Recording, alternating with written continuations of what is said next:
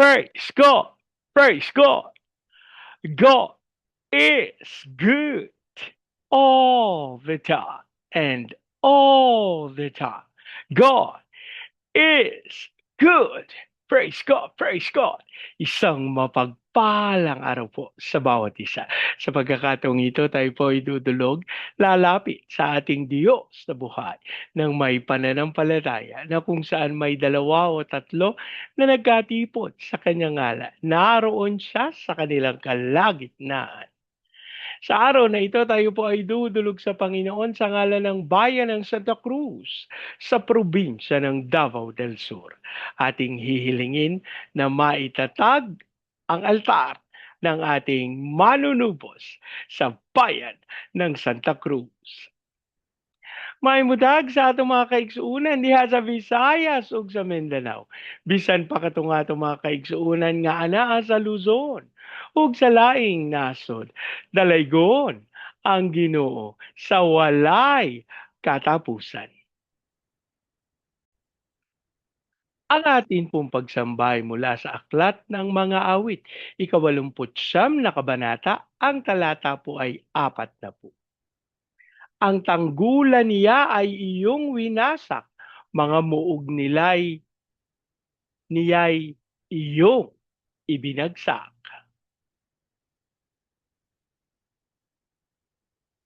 Ang tanggulan niya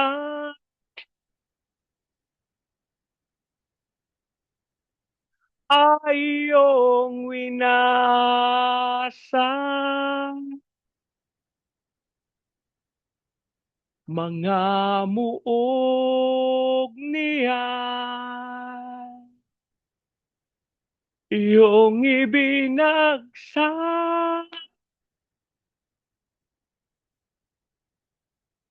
Ang tanggulan niya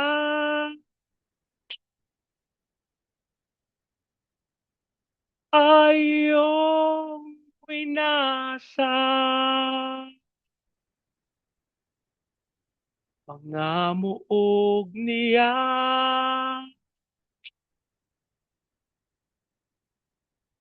iyong ibinagsak.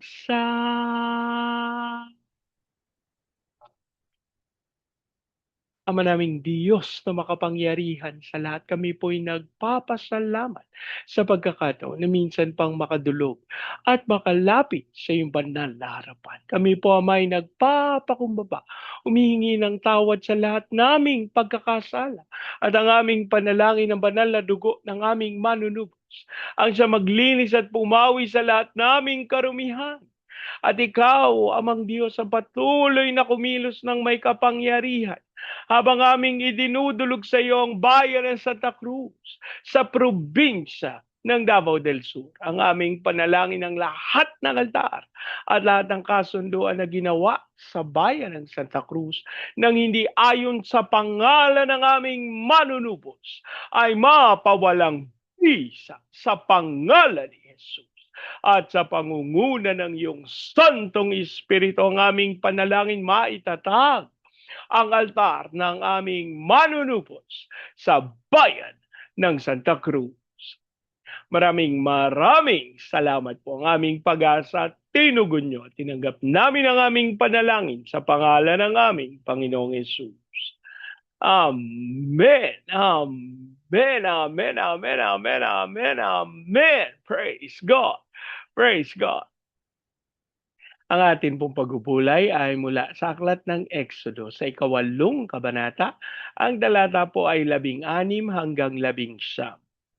Inutusan ni Yahweh si Moises na sabihin kay Aaron na ihampas sa lupa ang tungkod upang maging niknik ang lahat ng alikabok sa buong Ehipto.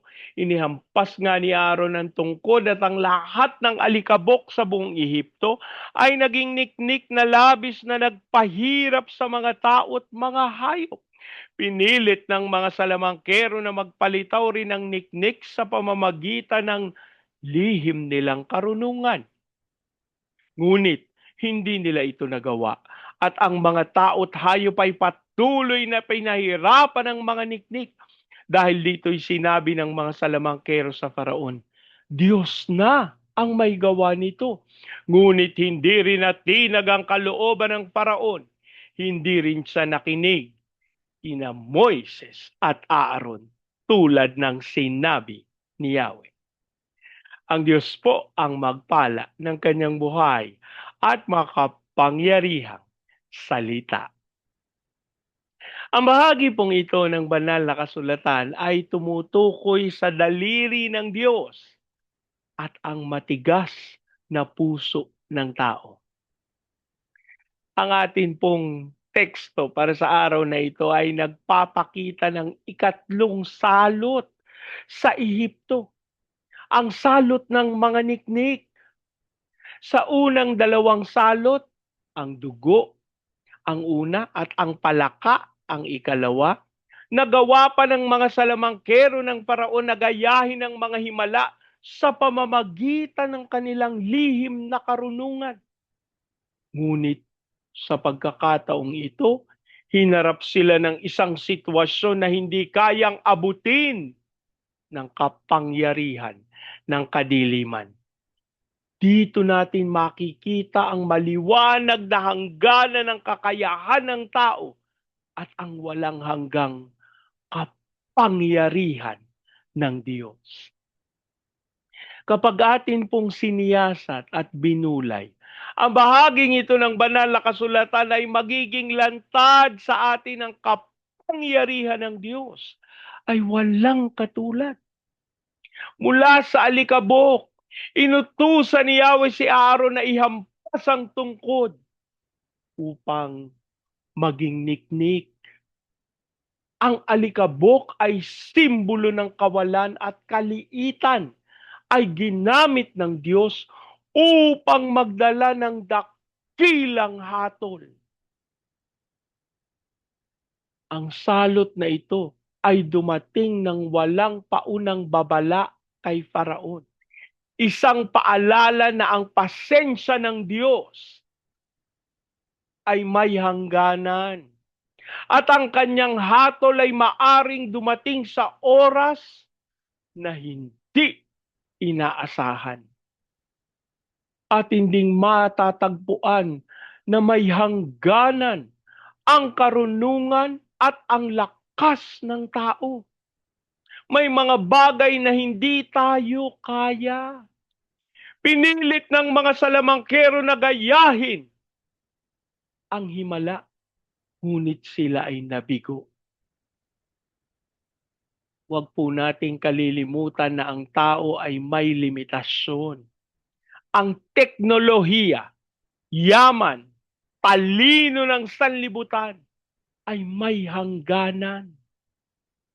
Kahit na ano pa ang sabihin ng tao, na kaya niyang ipaliwanag ang lahat ng bagay, sadyang may mga bagay na hindi niya batid at hindi niya kayang gawin. Sa bahaging ito ng banal na kasulatan ay ating matatagpuan ang pagsuko ng kaaway. Ang mismong mga salamangkero na kaaway ng Diyos ang umamin at nagsabi, Diyos na ang may gawa nito. Sa ibang salin ang sabi, ito ang daliri ng Diyos. Kung minsan, ang mga hindi naniniwala ang unang nakakakita sa kapangyarihan ng Diyos, habang ang may mga pusong matigas ay nananatiling bulag. Samantalang ang isang walang pananampalataya o ang isang hindi naniniwala ay pinagkakalooban ng Panginoon ng pagkakataon na makapagbago. Yung mga taong matitigas ang puso, minsan sila'y hinahayaan ng Diyos.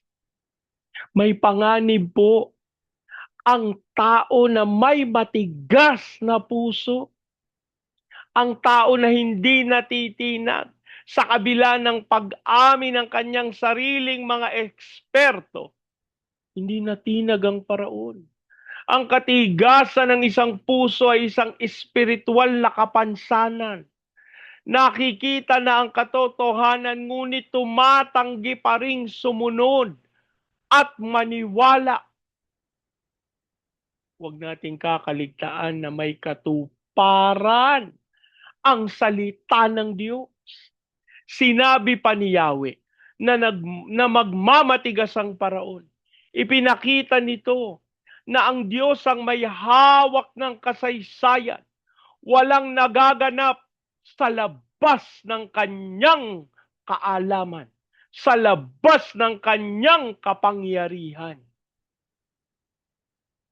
Suriin po natin ang ating mga puso. Nagmamatigas pa ba tayo sa paalala ng Diyos?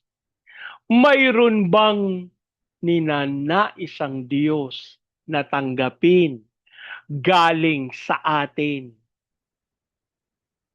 May mga niknik ba o maliliit na pagsubok sa buhay ngayon na pinahihintulutan ng Panginoon para lang makuha ang iyong atensyon?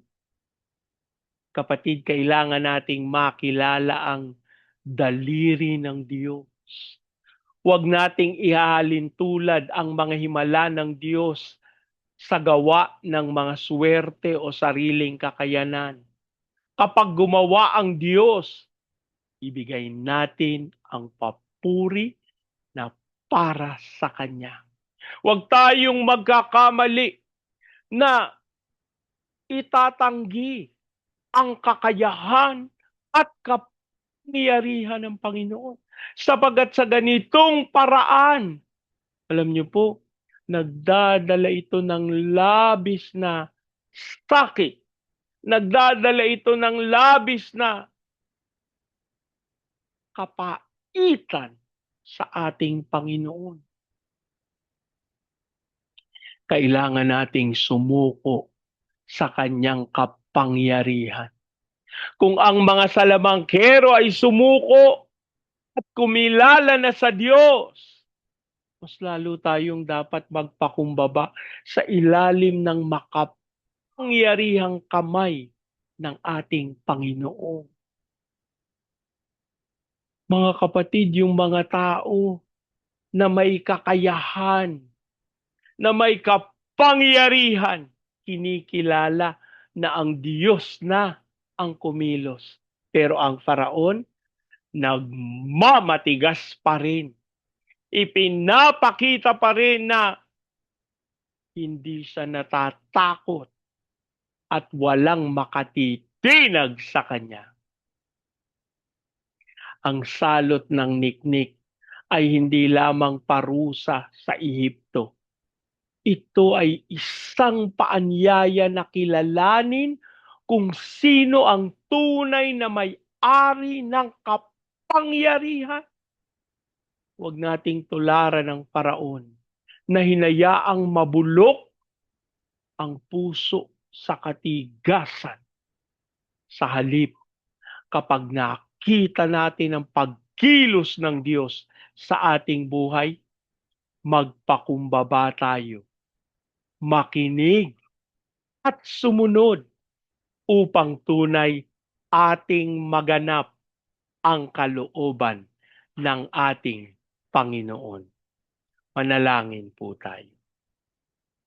Aming Diyos na makapangyarihan sa lahat, kami po'y nagpapasalamat sapagkat sa pamamagitan ng himala ng niknik, aming nabatid na ang iyong kakayahan at ang iyong pagkilos ay hindi nakabase sa aming mga kaalaman. Ikaw ay tunay na higit sa kahit na anumang bagay na aming nauunawa at nababati. Kaya ang aming panalangin, Ama, sa aming pagpapakumbaba sa iyong banal na harapan, kami po ay patuloy na liwanagan. Ihatid mo kami sa pagkaunawa na tanging ikaw lang ang may kakayahan at may kapangyarihan na kumilos sa aming mga buhay.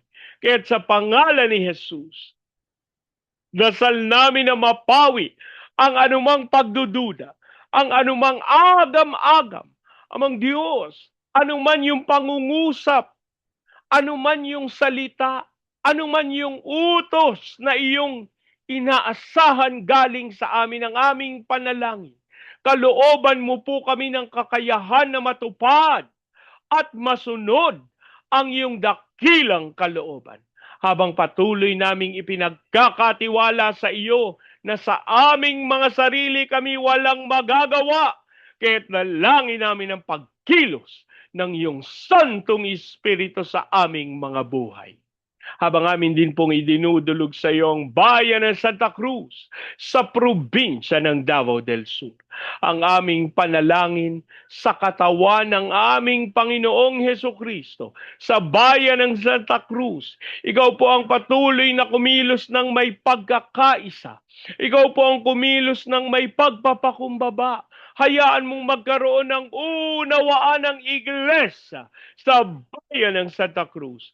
Dasal namin na ito ang maging dahilan upang matagpuan ng Santong Espiritu ang ugat sa pagtatatag ng altar ng aming Panginoong Hesukristo sa bayan ng Santa Cruz. Dahil dito, dasal namin na dumaloy ang iyong Espiritu at kapangyarihan. We declare the of revival sa bayan ng Santa Cruz. Hayaan mong dumaloy ito sa Baguio City, Cagayan de Oro, Legazpi, Lipa, Manila, Pampanga, Pateros. Kilusan mo ng may kapangyarihan ang mga bayang ito. Hayaan mong dumaloy ang kaunlaran at ito'y maranasan sa buong Luzon, Visayas at Mindanao. Ipahintulot mo na matupad namin yung tawag mo sa amin to be the launching pad of the gospel, to be a missionary sending country, and to be the America of Asia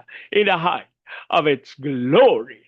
Dasal namin ang pagsama at pangunguna mo sa aming sambayan bilang kaliwanagan sa bahagi na ito ng sanlibutan. Dalangin namin ang pagsama mo sa aming mga misyonero, sa aming mga OFWs na tinawag mo bilang overseas Filipino witnesses. Hayaan mong dumaloy ang iyong kapilihan sa mga lugar na iyong pinagdalhan sa kanila.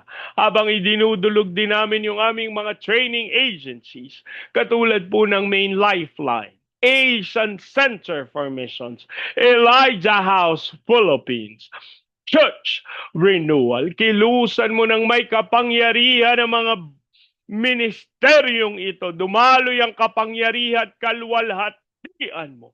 Ipagkalaw mo ang lahat nilang pangangailangan upang matupad ang iyong dakilang layunin.